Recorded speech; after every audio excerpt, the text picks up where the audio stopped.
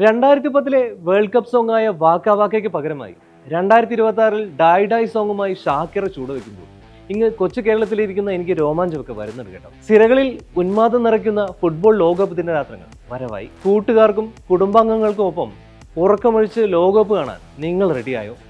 എന്നാൽ ഇന്ത്യയിൽ ലോകകപ്പ് കാണാൻ കാത്തിരിക്കുന്നവർക്ക് നിരാശയേകുന്ന റിപ്പോർട്ടുകളാണ് ഇപ്പോൾ പുറത്തു വരുന്നത്. വിഷു മാമാങ്കത്തിന് ഇനി ഒരു മാസം മാത്രം ശേഷിക്കെ ഇന്ത്യയിലെ സംപ്രേഷണാവകാശം ആര് നേടും എന്നതിനെ ചൊല്ലി ഇപ്പോഴും ആശങ്ക നിലനിൽക്കുകയാണ്. ജൂൺ 11 മുതൽ ജൂലൈ 19 വരെ നടക്കുന്ന 23ാം ലോകകപ്പ് ഫുട്ബോൾ പതിപ്പ് അമേരിക്ക, മെക്സിക്കോ, കാനഡ എന്നീ രാജ്യങ്ങളിലായാണ് നടക്കുക. നോക്കൌട്ട് ഘട്ടം ഉൾപ്പെടെയുള്ള 104 മത്സരങ്ങളുണ്ട് ലോകകപ്പിൽ. ഇതിൽ രാത്രി 9:30ക്കും 10:30ക്കും നിശ്ചയിച്ചിരിക്കുന്ന മത്സരങ്ങൾ 13 എണ്ണം മാത്രമാണ്. മറ്റു മത്സരങ്ങളെല്ലാം അർദ്ധരാത്രിയിലും പുലർച്ചെയുമായാണ് നടക്കുന്നത്. സമയക്രമം പ്രതികൂലമായതിനാൽ തന്നെ എത്രത്തോളം ലൈവ് ഓഡിയൻസിനെ ജനറേറ്റ് ചെയ്യാൻ കഴിയുമെന്ന ആശങ്കയാണ് ബ്രോഡ്കാസ്റ്റർമാരെ പിന്നോട്ടടുപ്പിക്കുന്നത്.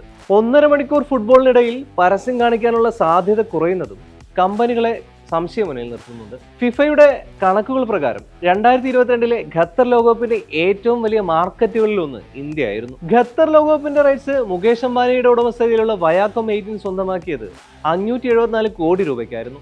അർജന്റീന അവസാനം ലോകകപ്പ് നേടിയ വർഷം ഇന്ത്യയിലെ ആകെ മീഡിയ പങ്കാളിത്തം 745 മില്യൺ ആയിരുന്നു. ടെലിവിഷൻ, ഡിജിറ്റൽ പ്ലാറ്റ്ഫോമുകൾ വഴിയുണ്ടായ വ്യൂവർഷിപ്പ് ആകട്ടെ 167 മില്യൺ മുകളിലും. അതിനാൽ തന്നെ ഇക്കുറി $100 മില്യൺ ആയിരുന്നു റൈറ്റ്സിനായി ഫിഫ കണക്കാക്കിയത്. 2026 ലോകകപ്പ് മാത്രമല്ല 2030 എഡിഷൻ കൂടി ഉൾപ്പെടുത്തിയായിരുന്നു ഫിഫയുടെ ഈ നീക്കം. പക്ഷേ ഈ തുകയ്ക്ക് ഇന്ത്യൻ കമ്പനികളെ ആകർഷിക്കാൻ ഫിഫയ്ക്ക് സാധിച്ചിട്ടില്ല. അതോടെ 100 മില്യണിൽ നിന്നും 65 മില്യണിലേക്കും ഒടുവിൽ 35 മില്യണിലേക്കും വരെ എത്തിക്കാൻ ഫിഫ തയ്യാറായി. ഏതാണ്ട് 324 കോടി ഇന്ത്യൻ രൂപ. പ്രക്ഷേപണാവകാശത്തിനുള്ള ചിലവ് സംബന്ധിച്ച ഇളവുകൾക്കായി ഫിഫയെ സമീപിക്കുക, പ്രേക്ഷകരിൽ നിന്നും ആവശ്യമായ തുക ഈടാക്കാവുന്ന തരത്തിൽ നിരക്ക് ഉയർത്തുക എന്നിവയെല്ലാം നിലവിലെ ആശങ്ക പരിഹരിക്കാനുള്ള പോംവഴികളിൽ ചിലതാണ്. എന്ത് തരം മാർഗമായിരിക്കും സ്വീകരിക്കുക എന്നതിൽ തീരുമാനമായിട്ടില്ല.